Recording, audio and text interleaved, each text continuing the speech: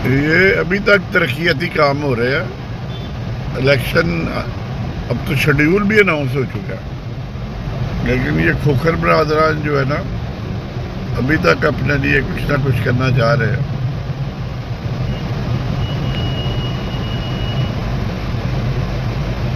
Road बंद कर दिए, मेन रोड है ना, रोड बंद कर दिया।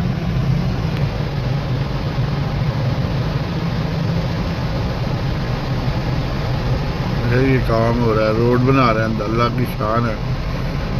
अच्छी बड़ी रोडों को तोड़ रहे हैं।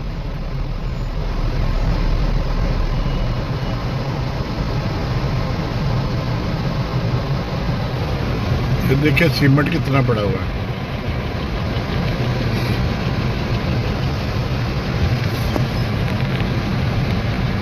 ये देखिए सीमेंट की बोरी है, और रोड सीमेंट से बनती है। 2 नंबर काम हो रहा है ये सारा। इधर भी देख।